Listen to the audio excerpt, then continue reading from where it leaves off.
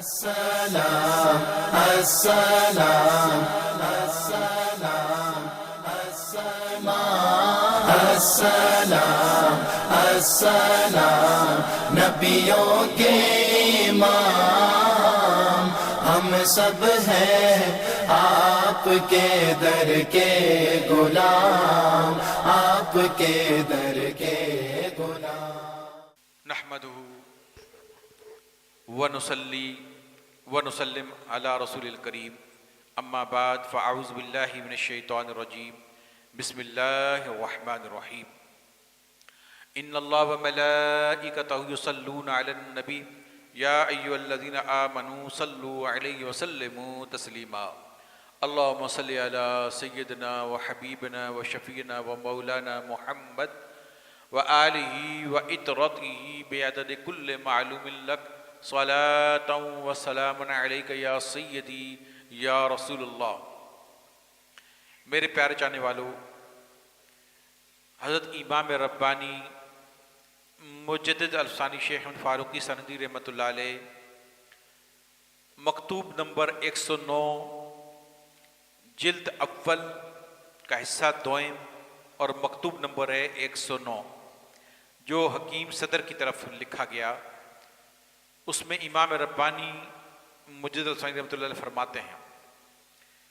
اے اللہ قلبی امراض کے طبیب ہیں۔ پہلی بات جو امام ربانی رحمۃ اللہ علیہ نے فرمائی ہے کہ اللہ کا ولی جو ہوتا ہے، جو دلوں میں مرض لگ گیا ہے، اس کا طبیب ہے،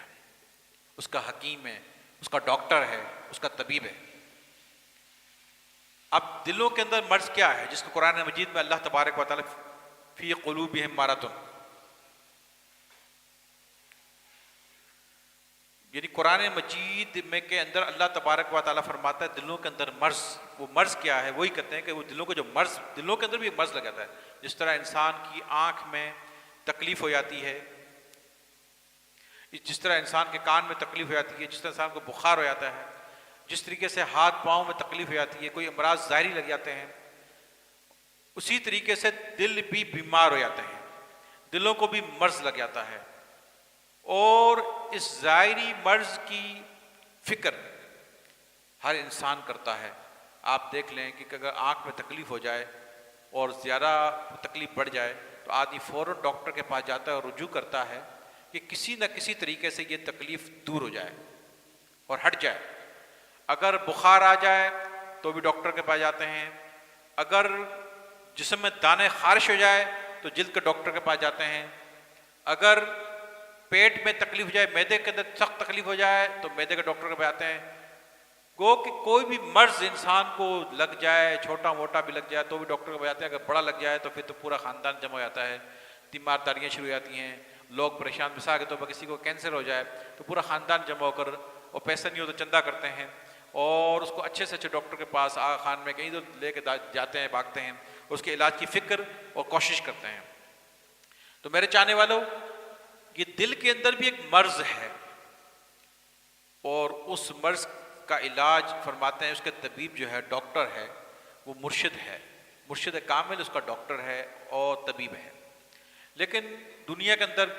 جن لوگوں کو یہ دل کا مرض لگا ہوا ہے، اگر ہارٹ اٹیک کا مرض ہو جائے تو فوراً کارڈیو جائیں گے، لیکن یہ مرض جس کی طرف امام ربانی رحمۃ اللہ نشاندہی کر رہے ہیں، اگر لوگوں کو لگ جائے تو لوگ پہلے تو اس کو مرض ہی نہیں خیال کرتے، یا تو مرض خیال ہی نہیں کرتے، اگر کرتے بھی ہیں تو اس کی علاج کی کوئی فکر نہیں کرتے، کوئی دھیان نہیں دیتے۔ وہ مرض کیا ہے؟ وہ مرض ہے اللہ کو چھوڑ کر کسی غیر میں گرفتار ہو جانا، اللہ کو چھوڑ کر کسی اور چیز میں دل کو گرفتار کر لینا، اللہ کے ماسوا کسی چیز میں گرفتار ہو جانا، یہ مرض ہے۔ اور اس کے اندر پھر ریاکاری ہے، پھر حسد ہے، پھر بغض ہے، پھر تکبر ہے، عجب ہے، اور نہ جانے کتنی بیماریاں دل کے اندر گھسی ہوئی ہیں اور ہمارے دل میں داخل ہیں۔ ہم نہ ان کو بیماری سمجھتے ہیں، اگر سمجھتے ہیں تو اس کا علاج کی فکر بھی نہیں کرتے، نہ علاج کی طرف اس کو دھیان دیتے ہیں۔ میرے چاہنے والوں، دنیا کی محبت دل میں گری ہوئی ہے، بہت ساری چیزیں دل میں گری ہوئی ہیں، اس کی ہمیں کوئی فکر نہیں۔ بزرگان دین فرماتے ہیں کہ جب کوئی قیمتی موتی ہمیشہ قیمتی ڈبیا میں رکھا جاتا ہے، قیمتی موتی ہمیشہ قیمتی ڈبیا کے اندر رکھا جاتا ہے، اور اس کے ساتھ کوئی ماڑی چیز نہیں رکھی جاتی، کوئی پیتل کوئی ہلکی چیز اس ڈبیا کے اندر نہیں رکھتے، قیمتی موتی قیمتی ڈبیا میں رکھ کر رکھا جاتا ہے۔ تو یہ اللہ کی محبت کا قیمتی موتی، اللہ سے عشق و محبت کا قیمتی موتی، یہ دل اس کی ڈبیا ہے۔ اس ڈبیا کو اتنا گندا کیا ہوا ہے، اتنا خراب کیا ہوا ہے، اتنی یعنی کہ اس کے اندر قیمتی چیز اللہ کی محبت بھی ہو اور ماڑی چیز دنیا کی محبت بھی ساتھ شامل ہو۔ دنیا کی ایک قیمتی موتی کو ہم ڈبیا کے قیمتی ڈبیا میں رکھتے ہیں اور ماڑی چیز ساتھ نہیں رکھتے۔ تو دل بھی ایک ڈبیا ہے، اس میں اللہ کی محبت کا خزانہ ہے۔ تو اس خزانے کے ساتھ ماڑی چیز دنیا کی محبت اور ایک گند بلا جو رکھا ہوا ہے، اللہ کو چھوڑ کر کسی اور چیز سے محبت میں گرفتار ہو، فرمایا کہ یہ نہیں کرنا چاہیے، بلکہ اللہ کی محبت جب دل میں ہو، اللہ کی محبت کا خزانہ ہو اور اللہ کے ماسا جو کچھ ہے وہ سب کا سب نکال دینا چاہیے۔ یہ تو ہے اصطلاحاً ایک بات۔ اب ہم سن لیا، اب ہم نکالنا چاہتے ہیں تو نکال نہیں سکیں گے، اس لیے کہ ہم اگر بیمار ہیں موشن کے تو ڈاکٹر علاج کرے گا، تو کوئی آنکھ کے اندر تکلیف ہے تو آنکھ کا ڈاکٹر علاج کرے گا، جلد کی تکلیف جلد کا ڈاکٹر علاج کرے گا، اور جو بھی جسمانی تکلیف اس کے متعلقہ ڈاکٹر علاج کرے گا۔ اب لہٰذا دل میں گند بلا ہے تو اس کا علاج بھی ڈاکٹر کرے گا۔ فرمایا اس کا ڈاکٹر اللہ کا ولی مرشد کامل ہوتا ہے۔ پھر فرماتے ہیں باطنی امراض کا ازالہ کیسے ہوگا؟ فرمایا باطنی امراض کا ازالہ ان بزرگوں کی توجہ سے وابستہ ہے۔ یعنی جب تم آ کر بیٹھ جاؤ گے اس کے سامنے، یہ گند بلا تمہارے اندر گھسا ہوا ہے، وہ توجہ یہ نگاہ ڈالتے ہیں نا، یہ دیکھتے ہی کرتے ہیں، اپنی توجہ تمہاری طرف مبذول کریں گے۔ جو توجہ کریں گے تو وہ بیماریاں صاف ہو جائیں گی، گند صاف ہو جائے گا، تمہارے دلوں میں جو گند ہے وہ صاف ہو جائے گا، وہ بیماریاں ختم ہو جائیں گی، ان کی توجہ سے ہے۔ اسی لیے ایک بات آج یہ آپ کو پتہ لگی کہ دلوں کا جو خرابی ہے، اور یاد رکھنا دل ایک بادشاہ ہے، دل اگر ٹھیک ہو گیا تو سارا کا سارا مرض ٹھیک ہو گیا، سارا آنکھ بھی ٹھیک ہوگی، آنکھ کان زبان ہاتھ پاؤں یہ دل کے ماتے تھے۔ اگر آپ کا دل ٹھیک ہو گیا یہ سب اس کے ماتے تھے، وہ کہے گا آنکھ نیچے دیکھ جی حکم، اوپر دیکھ اوپر دیکھے گی، جو دل کہے گا وہی ہاتھ پاؤں کام کرتے ہیں۔ دل ہی اگر خراب ہے تو یہ اوپر سے ڈنڈے مارنے سے، کبھی بھی سانپ اگر گھسا ہوا ہے اندر سوراخ کے اندر، اوپر سے زمین پہ ڈنڈے مارنے سے سانپ نہیں مرے گا۔ سانپ اگر سوراخ کے اندر بل کے اندر گھسا ہوا ہے، اوپر سے ڈنڈے مارنے سے کبھی نہیں مرے گا، اس کو بل کے اندر جا کے مارنا پڑے گا۔ دل میں سارے سانپ بچھو گند بلا گھسا ہوا ہے، اوپر سے آنکھ کو ٹھیک کرو ہاتھ کو ٹھیک کرو، وہ کبھی ٹھیک نہیں ہوگا، اندر سب گند تو اندر سارا گھسا ہوا ہے، وہ نکلے تو یہ سب ٹھیک ہو، یہ تو سب اس کے ماتے تھے۔ تو دل بادشاہ ہے، یہ سب اس کے ماتے تھے۔ دل ٹھیک ہو گیا یہ ساری اعضاء، داڑھی بھی آ جائے گی، آنکھ بھی سی جائے گی، آنکھ بد نظری نہیں کرے گی، کان گانے نہیں سنیں گے، زبان بدگوئی نہیں کرے گی، ہاتھ گندے الٹی جگہ نہیں چلیں گے، پاؤں سے الٹی جگہ چل کے نہیں جاؤ گے، سارے اعضاء معاملات بالکل درست اور ٹھیک ہو جائیں گے۔ اس لیے اس دل کا علاج ضروری ہو گیا۔ اب آج کے اس بیان میں ہمیں ایک بات یہ پتہ لگی کہ اس کا ڈاکٹر کون ہے؟ فرمایا اس کا ڈاکٹر اللہ کا ولی ہے، مرشد کامل ہے۔ پہلی بات یہ پتہ لگی کہ یہ اس کے اندر مرض ہوتا ہے جس طرف ہمارا دھیان نہیں ہے، خیال نہیں ہے، وہ بہت سارے امراض ہیں، وہ اللہ کو چھوڑ کر دوسری چیزوں میں مبتلا ہونا ہے، یہ ایک بڑا مرض ہے۔ اب اس کا پہلی بات یہ پتہ کہ مرض ہے، اس کے پاس کا علاج، اس کا بھی ایک ڈاکٹر ہے، وہ مرشد کامل اللہ کا ولی ہے۔ نمبر 2 کیسے؟ جب اس کے پاس آ کے بیٹھو گے وہ نگاہ کرے گا، توجہ کرے گا، جب توجہ کرے گا سیدھ دل کی صفائی۔ اس موقع پہ غوث اعظم رضی اللہ تعالیٰ نے اپنے ملفوظات شریف میں فرمایا کہ ولی کی نگاہ بجلی ہے، ولی کی نگاہ بجلی ہے، اس بجلی کا کام کیا ہے؟ فرمایا دل کے احوال کو بدلنا۔ فرماتے ہیں دل کے احوال کو، ولی کی نگاہ بجلی ہے اور بجلی کا کام فرمایا دل کے احوال کو بدل ڈالتی ہے۔ جب مرشد اسے بجلی والی نگاہ سے دل کو دیکھتا ہے، وہ دل میں داخل ہو کے احوال کو بدل دیتی ہے، کیفیات کو بدل دیتی ہے، احوال کو بدل دیتی ہے۔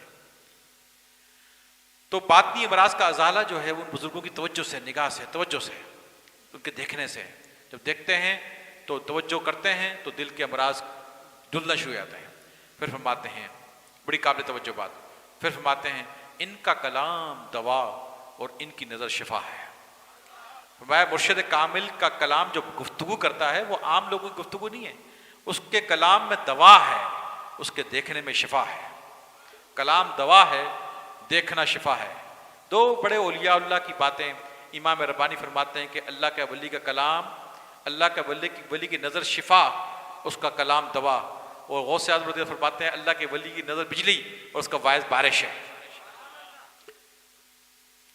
پھر یہاں پر حدیث پاک پیش کرتے ہیں جو بخاری مسلم متفق علیہ حدیث ہے، جو امام ربانی رحمۃ اللہ یہاں پر نقل کی ہے اور حوالہ بخاری و مسلم کے۔ فرماتے ہیں یعنی یہ ایسی قوم ہے جن کا ہم نشین بد نصیب نہیں، یعنی یہ جو مرشد کامل جس کے پاس تو آ کے بیٹھے گا، حدیث متفق علیہ ہے کہ اللہ کے رسول فرماتے ہیں یہ ایسی قوم ہے کہ ان کے ساتھ جو بیٹھ جائے گا وہ کبھی بد نصیب نہیں ہوگا، ان کے ساتھ جو بیٹھے گا وہ کبھی بد نصیب نہیں ہوگا، بد نصیبی ختم کر دی جائے گی۔ تو مرشد کے پاس بیٹھنے سے کتنا فائدہ آپ کو حاصل ہوگا، اور حدیث ہی متفق علیہ ہے کہ ان کے ساتھ بیٹھنے والا کبھی بد نصیب نہیں ہوگا، بد نصیبی ختم کر دی گئی، نامرادی ختم کر دی جائے گی، با نصیب بن جائے گا، بے نصیب با نصیب بن جائے گا، بے مراد با مراد بن جائے گا۔ پھر آگے حدیث مبارکہ اگلی جو بخاری شریف، فرمایا وَهُمْ جُلَسَاءُ اللَّهِ، فرماتے ہیں کہ فرمایا کہ یہ ولی کے متعلق فرمایا مرشد کامل ولی جو ہے یہ وہ لوگ ہیں، یعنی یہ وہ لوگ ہیں جو اللہ کے ہم نشین ہیں، یعنی یہ مرشد کامل جو ہے جس طرح تم اس کے ساتھ بیٹھے ہو، یہ اس کا معاملہ ایسا ہے جیسے تم اس کے ساتھ بیٹھے ہو، یہ اللہ کے ساتھ بیٹھا ہوا ہے، اللہ کا ہم نشین ہے۔ تم اس کے ساتھ بیٹھے ہو، وہ اللہ کے ساتھ بیٹھا ہوا ہے، جس طرح اس کے سامنے بیٹھے ہو وہ اللہ کو اپنی باطن کی نظر سے دیکھ رہا ہے، مشاہدے کی حالت میں اس کا دل شہید بن چکا ہے کہ وہ جس طرف دیکھتا ہے باطن میں اس کو اللہ ہی اللہ نظر آتا ہے، اللہ کے جلووں میں گم ہے، اس کی باطن کی آنکھ اللہ کو دیکھ رہی ہے، وہ دکھنے میں تمہارے ساتھ ہے، حقیقت میں اللہ کے ساتھ ہے، کائن بائن ہے، دکھنے میں مخلوق کے ساتھ، حقیقت میں اللہ رب العزت کے ساتھ ہے۔ تو لہذا وہ تم اس کے ساتھ بیٹھے ہو وہ اللہ کا ہم نشین ہے، فرمایا ان لوگوں کے ساتھ بیٹھو جو اللہ کے ہم نشین ہیں۔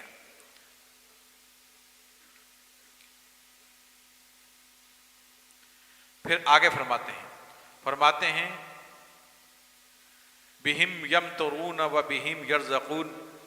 بھی بخاری شریف کے حوالے سے کہ ایک اور حدیث مبارکہ پیش کر رہے ہیں، فرماتے ہیں یہ اللہ کے ولی وہ لوگ ہوتے ہیں جس کو امام بخاری نے نقل کیا، نبی اکرم صلی اللہ علیہ وسلم نے فرمایا انہی کی برکت سے بارش ہوتی ہے، دنیا میں بارش ان ولیوں کی برکت سے، انہی کی برکت سے بارش ہوتی ہے، اور انہی کی برکت سے رزق ملتا ہے، رزق بھی ان اولیاء اللہ کی برکت سے ملتا ہے دنیا میں لوگوں کو، اور بارش بھی ان کی برکت سے ہوتی ہے۔ پھر فرماتے ہیں اب یہ تو انہوں نے تعریف کی، پہلے بتایا کہ ان کا کلام دوا، ان کی نظر شفا، باطنی امراض کا ازالہ علاج ان کی توجہ کے ساتھ ہے، اور یہ دل کے طبیب ہیں۔ اب آگے فرماتے ہیں امراض باطنی اور علل معنوی میں سب سے بڑی بیماری دل کی غیر حق تعالیٰ کے ساتھ گرفتاری ہے۔ فرماتے ہیں باطنی امراض کی جو بہت ساری بیماریاں ہیں لیکن سب سے بڑی بیماری جسے کہتے ہیں کہ جسم کی سب سے بڑی بیماری کینسر یا ایڈز ہے، ایڈز ایک بڑی بیماری ہے دل کی، جسم کے اجسام کی، بولے ایڈ بولے بہت خطرناک بیماری ہے، فرمایا اور دیگر بیماریوں کے ساتھ سب سے بڑی بیماری دل کی جو ہے وہ یہ ہے کہ اللہ تعالیٰ کے چھوڑ کر کسی اور میں گرفتار ہو جائے، کسی بچے میں گرفتار، کسی گرل فرینڈ میں گرفتار ہو جائے، کسی مال و دولت میں گرفتار ہو جائے، کسی بنگلوں میں گرفتار ہو جائے، کسی دوست میں گرفتار ہو جائے، کسی عورت میں گرفتار ہو جائے، کسی بھی چیز میں گرفتار ہو گیا اللہ کو چھوڑ کر، اس کو اندر گرفتار، اپنے دل کو گرفتار کر لیا، فرمایا یہ سب سے بڑی بیماری ہے، لہٰذا اس سب سے بڑی بیماری کو دل سے وہ گند کو نکالنا پڑے گا، اللہ کو پانے کے لیے اس گند کو نکالنا پڑے گا، توبہ کرنی پڑے گی سچی۔ فرماتے ہیں جب تک اس گرفتاری سے پورے طور پر نجات حاصل نہ ہو سلامتی قلب کا نصیب ہونا محال ہے۔ فرماتے ہیں جب تک تم اس بیماری میں گرفتار ہو اور تم یہ چاہتے ہو کہ تمہیں قلب سلیم مل جائے، قلب سلیم مل جائے اور دل سلامتی والا ہو جائے، فرمایا محال یعنی محال ہے، یعنی جیسے دو خدا ہونا محال ہے، جسم کے دو دل نہیں، دنیا کے دو خدا نہیں، محال ہے نا، نہیں خدا دو نہیں ہو سکتے، جیسے فرمایا محال ہے، اسے دل سلامت کبھی نہیں ہوگا، تو اگر کسی اور چیز میں گرفتار ہے تیرا دل سلامتی والا کبھی بھی نہیں ہو سکتا، محال اس کو کہتے ہیں، ہوگا ہی نہیں، تمہارا خیال ہے یا خواب ہے، دل تمہارا سلامتی والا کبھی نہیں ہو سکتا۔ تو میرے چاہنے والوں جب تک دل سلامت نہ ہو قیامت میں نجات بھی نہیں ہوگی، اس لیے کہ قیامت کے اندر دل کی 5 قسمیں ہیں، ایک دل قلب میت ہے مردہ دل، ایک قلب حی ہے زندہ دل، ایک قلب سلیم ہے سلامتی والا دل، ایک قلب منیب ہے، اور اس کے اوپر ایک قلب شہید ہے یا آخری درجہ ہے، 5 درجے۔ تو پہلا شخص قلب میت جو مرشد کے پاس نیا آتا ہے، مردہ دل لے کر آتا ہے، مردہ دل لے کر آتا ہے، مرشد جب نگاہ ڈالتا ہے اس کے مردہ دل کو، ولی کی پہچان یہ ہے کہ جب جس پر نظر اٹھا دے گا اس کے قلب میت کو قلب حی کر دے گا، مردہ دل کو زندہ کر دے گا، مردہ دل میں زندگی ڈال دے گا، زندہ کر دے گا، یعنی اللہ کے ذکر سے، اللہ کی یاد سے زندہ کر دے گا۔ پھر اس پر توجہ دیتا رہے گا، توجہ دیتا رہے گا، پھر وہ مرید آتا رہے گا، ملاقاتیں کرتا رہے گا، مرشد اس پر اپنی توجہ مبذول کرتا رہے گا، توجہ دیتا رہے گا، تو وہ ترقی کرے گا، ترقی کر کے وہ قلب حی، قلب منیب قلب سلیم بن جائے گا۔ قلب سلیم سلامتی والا دل، جس سے حسد، کینہ، بغض، ریاکاری اور جو بھی گند بلا سب دنیا کی محبت یہ سب نکل جائے گی، اور صرف اللہ کی محبت اور عشق اور انوار تجلیات رہ جائیں گی، باقی سب نکل جائے گا۔ یہ قلب حی سے ترقی کر کے قلب سلیم بن جائے گا۔ پھر اللہ تبارک و تعالیٰ کے فضل و کرم سے وہ مرشد کے پاس ملاقاتیں کرتا رہے گا اور اپنی صحبت کو مضبوط کرے گا، لمبی لمبی صحبتیں یعنی بیٹھا کرے گا، اور ملاقات کا کوئی موقع ضائع نہیں جانے دے گا، تو پھر وہ قلب سلیم سے ترقی کر کے قلب منیب بن جائے گا۔ یعنی پھر یہ معاملہ ہو جائے گا کہ ہر وقت اس کی توجہ اللہ کی طرف ہو جائے گی، کہیں توجہ ہی نہیں کرے گا، باطن کی توجہ صرف اللہ رب العالمین کی طرف ہو جائے گی، نہ کسی کو باطن میں دیکھے گا، نہ کسی کی طرف توجہ کرے گا، نہ کسی کی طرف دھیان دے گا، صرف باطن میں وہ اللہ کو دیکھے گا اور اللہ کی طرف اس کی توجہ ہو جائے گی۔ یہ قلب منیب ہے کہ توجہ اور خیال ہر وقت اللہ کی طرف رہنا، یہ قلب منیب ہو جائے گا۔ اس سے جب ترقی کر جائے گا تو قلب شہید ہو جائے گا، یعنی قلب شہید یعنی مشاہدے میں چلا جائے گا، اور یہ آخری مقام ہے قلب کا، کہ یعنی کہ وہ باطن میں جب یہ معاملہ ہو جائے گا کہ ہر وقت اللہ کی طرف دھیان و توجہ رکھے گا اور سالہ سال گزر جائیں گے، اللہ تعالیٰ اس کے دل میں ایک سوراخ کر دے گا، ایک کھول دے گا، جس کھڑکی سے وہ اللہ کو دیکھا کرے گا، حالت مشاہدے میں چلا جائے گا، قلب کے اندر سے ایک سوراخ اللہ کھول دے گا، اور اس آنکھ سے ایک آنکھ کھول دے گا، وہ آنکھ اللہ کی ذات پر ٹک جائے گی، اس نور پر۔ دنیا سمجھے کہ دنیا کی آنکھ سے دنیا کو دیکھے گا، لیکن اس دل کی آنکھ سے صرف اللہ کو دیکھے گا اور تکتا رہے گا، مشاہدے میں چلا جائے گا، حالت مشاہدے میں۔ تو اولیاء اللہ جو ہے وہ حالت مشاہدے میں ہوتے ہیں، بڑے اولیاء جو مشاہدے کی آخری حالت ان کی ہوتی ہے کہ وہ مشاہدے میں چلے جاتے ہیں، اور جس کو اللہ کی ذات کا مشاہدہ مل جائے پھر کبھی وہ ماڑی چیز کو دیکھے گا، کوئی عورت کو دیکھے گا، کوئی ان چیزوں کو دیکھے گا، کبھی بھی نہیں دیکھ سکتا۔ لہٰذا میرے چاہنے والوں، معلوم یہ چلا کہ قلب میت لے کر آئے ہو، قلب حی کی طرف چلو، قلب حی مل جائے قلب سلیم کی طرف چلو، قلب سلیم مل جائے قلب منیب کی طرف چلو، قلب منیب مل جائے قلب شہید کی طرف چلو۔ اس مقام تک پہنچنا ہے، اس کا ایک ہی طریقہ ہے کہ سونے مرشد کو راضی کرو، اس کے پاس آ کے بیٹھا کرو، اس کے چہرے کو دیکھا کرو، تاکہ وہ توجہ تمہاری طرف کرتا رہے۔ امام ربانی فرماتے ہیں یہ سب کچھ اس کی توجہ کے ساتھ ہے۔ یہاں نہیں فرمایا کہ تسبیح پھیرنے سے، فلاں کرنے سے، یہ کرنے سے، نہیں فرمایا توجہ جس طرف وہ نظر اٹھاتا جائے گا، دیکھتا جائے گا، پردے پھٹتے چلے جائیں گے، پھٹتے چلے جائیں گے، اور پردے پھٹ جائیں گے اس کے۔ تو لہٰذا اس کے پاس آ کے پردے کس کے پھٹنے کو بیٹھے گا تو توجہ کرے گا۔ جب آپ آ کے بیٹھو گے نہیں، ایک ہفتے بیٹھ کے 2 ہفتے غائب، 2 ہفتے بیٹھ کے 3 ہفتے غائب، 3 ہفتے بیٹھ کے 4 ہفتے غائب، مستقل مزاجی چاہیے۔ کوئی بھی علم بغیر مستقل مزاجی کے حاصل نہیں ہوا کرتا، لہذا کسی علم کو حاصل کرنے کے مستقل مزاجی استقامت چاہیے، لمبے ٹائم تک بیٹھنا چاہیے۔ تو میرے چاہنے والوں، مستقل مزاجی کے ساتھ ہر جمعے کو آپ آیا کرو اور بیٹھا کرو اور توجہ لیا کرو، اس کے بعد بیان سنا کرو، لنگر کھا کے دعا نماز پڑھ کے اپنے گھر جایا کرو۔ پھر امام ربانی فرماتے ہیں کیونکہ اس وقت ذات اقدس جل سلطانہ کے لیے کسی اور کی شرکت کا قطعاً کوئی دخل نہیں۔ فرماتے ہیں قلب سلیم اسلیم محال ہے کہ اللہ شرکت سے پاک ہے۔ جب تم نے کسی اور کو دل میں بٹھا لیا تو اللہ کہے گا ٹھیک ہے بابا تم نے بٹھا لیا، میری اللہ شرکت سے پاک ہے نا۔ اللہ دو چیزوں کو اللہ کہتے ہیں میں شرکت سے پاک ہے۔ دل میں تم نے کسی اور کو بسایا ہوا ہے تو پھر اللہ نہیں، اللہ کا نور،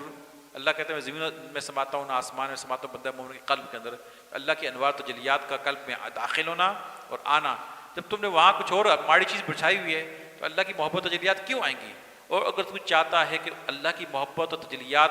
میرے قلب میں داخل ہو تو اس کے لیے تمہیں وہ ماڑی گندی چیز کو جو بھی بسائی ہوئی ہے اس کو نکالنا پڑے گا، اس کو گیٹ آؤٹ کرنا پڑے گا، نکالنا پڑے گا۔ اور اس پر ایک میں مثال دیا کرتا ہوں کہ کنویں کے اندر ایک کتا گرا ہو، کنویں میں ایک کتا گرا ہو اور سڑ گیا ہو۔ آپ بتاؤ کہ اس میں سے ہم نے پانی پینا ہو اور وضو کرنا ہو تو کیا کریں گے؟ اگر ہم خالی پانی نکالتے رہیں گے کتا اندر پڑا رہے گا تو پانی پاک ہوگا؟ تو میرے خیال میں سب سے پہلے ہمیں کتے کو پکڑ کے نکالنا پڑے گا باہر، کتے کو نکال کے باہر پھینکیں گے، اس کے بعد جتنا پانی گندا ہے اس کو نکالتے رہیں گے، یہاں کہ اس کی بو گند وغیرہ سب صاف ہو جائے گا، پانی شفاف ہو جائے گا، تو کافی دفعہ نکالنے پر اس کی گندگی بو جو سب صاف ہو جائے گی، پانی صاف شفاف ہو جائے گا، پیچھے سے تازہ پانی آتا رہے گا، اور گندے ہم نکالتے رہیں گے تو وہ پانی صاف شفاف ہو جائے گا، اس کو ہم پی بھی سکتے ہیں اور اس سے ہم وضو بھی کر سکتے ہیں۔ لیکن اگر ہم کتے کو نہ نکالتے اور صفائی کرتے رہتے، کبھی بھی وہ پانی پاک و صاف نہ ہوتا۔ اسی طرح دل ایک کنواں ہے، اس کے اندر ہم نے بہت سارے کتے ڈالے ہوئے ہیں۔ اب مرشد کے پاس آپ آئے، مرشد صفائی کرنے والا ہے،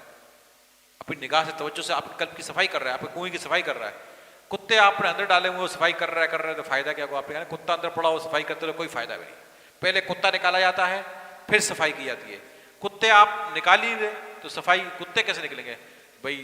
بے نمازگی کا کتا ہے، کوئی گرل فرینڈ کا کتا ہے، کوئی حرام روزی کا کتا ہے، کوئی شراب کا کتا ہے، کوئی زنا کا کتا ہے،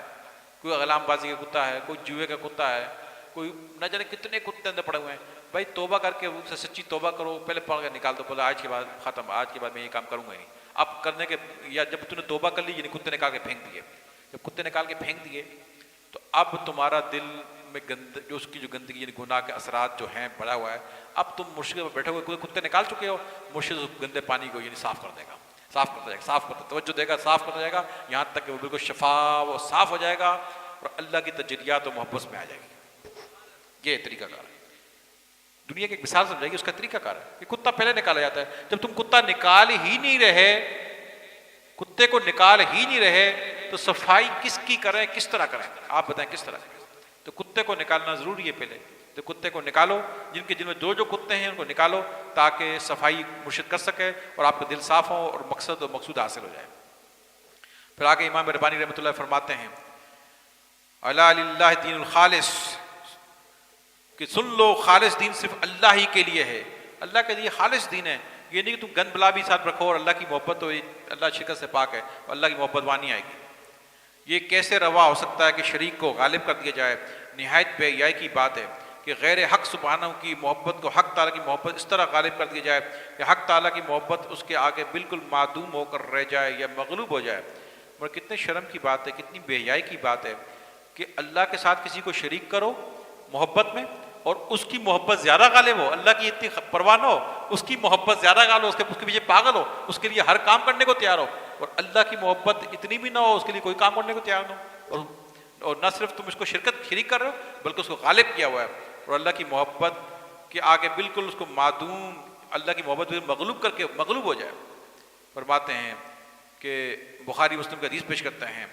الحیاء شعبۃ من الایمان، حیا ایمان کا ایک شعبہ ہے، حیا چاہیے کہ اللہ کی محبت کے ساتھ کسی کو شریک کرنا، پھر نہ صرف شریک کرنا بلکہ اس محبت کو غالب کر دینا، اللہ کی محبت کو مغلوب کر دینا۔ فرمایا یہ بے حیائی کی بات ہے اور حیا ایمان کا ایک شعبہ ہے، حیا ہونی چاہیے۔ اور قلب کے غیر حق کے ساتھ گرفتار ہونے کی علامت یہ ہے کہ قلب ما سوا کلیتاً بھول جائے اور اشیاء کو پوری طور پر اس طرح فراموش کر دے کہ اگر تکلف سے بھی اشیاء کو یاد کرنا چاہیں تو یاد نہ آئیں، تو اشیاء کے ساتھ گرفتاری کی اس مقام میں کیا گنجائش؟ یہ فرماتے ہیں کہ اتنا تم اللہ کو یاد کرو، اتنے اللہ میں گرفتار ہو جاؤ، اتنے گرفتار ہو جاؤ، اتنے گرفتار ہو جاؤ، اتنے گرفتار ہو جائے کہ تمہیں کوئی چیز بھی اس کے ماسوا یاد نہیں رہے، سب بھول جاؤ، باطن میں سب کچھ بھول جاؤ اور کوئی چیز کے سوا یاد نہ آئے، کوئی تکلف سے بھی یاد دلانا چاہے تو یاد نہ آئے۔ تاریخ میں کہتے ہیں نا 5000 برس قبل کوئی واقعہ یا اس سے بھی زیادہ لیلا مجنو کا واقعہ بیان کرتے ہیں لوگ، وہ ایک عورت لیلا پہ مجنو عاشق ہو گیا تھا، وہ عشق میں ہر چیز بھول گیا تھا۔ مثال لوگ کہیں کیسے بھول جائیں، وہ عشق میں لیلا کے ماسوا ہر چیز کو بھول گیا تھا، اس عورت کے عشق میں ہر چیز بھول گیا تھا، اس کی زبان پر دل و دماغ میں صرف لیلا تھی اور لیلا ہی کے نام رہ گیا تھا، باقی سب کچھ اس نے قربان کر دیا اور لیلا کے پیچھے اس نے سب کچھ اپنا تباہ کر دیا اور اس میں کھو گیا اور پاگل ہو گیا۔ تو فرمایا تو دنیا کی ایک عورت تھی، اس نے اس کا محبت کا یہ عالم تھا اور کس سے لوگ بیان کرتے ہیں، تو فرمایا تم دل سے کلیتاً باطن میں، یہ باطنی بات ہو رہی ہے، یہ نہیں کہا کہ کاروبار بھی بھول جاؤ، بچوں کو بھول جاؤ، یہ کوئی یہ مطلب نہ سمجھے، میں اس لیے لفظ کرتا ہوں باطن میں، دل میں ہر چیز کو نکال دو، اللہ کی محبت پہ اتنے گرفتار ہو جائے، اس کی محبت میں بڑھتے بڑھتے بڑھتے بڑھتے وہی مشاہدے کی حالت میں چلے جاؤ۔ جب تم مشاہدے کی حالت میں چلے جاؤ گے، جب جہاں دل میں اللہ کا نظارے ہوں تو وہاں خود سوچو گے، پھر اس کے بعد کہاں پھر دل لگے گا کسی چیز باطن میں۔ تو فرمایا اس حالت تک اپنے آپ کو لے جاؤ۔ فرمایا یہ حالت اہل اللہ کے نزدیک فنا سے تعبیر ہوتی ہے، یعنی اس کو اللہ والوں کے نزدیک اس کو کہتے ہیں فنا، کسی چیز میں فنا ہونا، فنا، اور یہ فنا اس راہ میں قدم اول ہے۔ اور فرمایا کہ ولی بننے کی جو اصطلاح ہے اس کے اندر یہ حالت جس پر طاری ہو جائے گی وہ سب نے اس نے پہلا قدم رکھا ہے، یہ پہلا قدم ہے، ولایت کا یہ پہلا قدم ہے۔ اب اندازہ لگا وہ بہت سے لوگ جو ولایت کی دعوے کرتے ہیں اور کہتے ہیں ہم ولی ہیں، ہم ولی ہیں، وہ کہتے ہیں کہ جس کے اندر یہ حالت ہو جائے گی، یہ کیفیت آ جائے گی، یہ ولایت کے اندر پہلا قدم ہے، یہ پہلا قدم ہے۔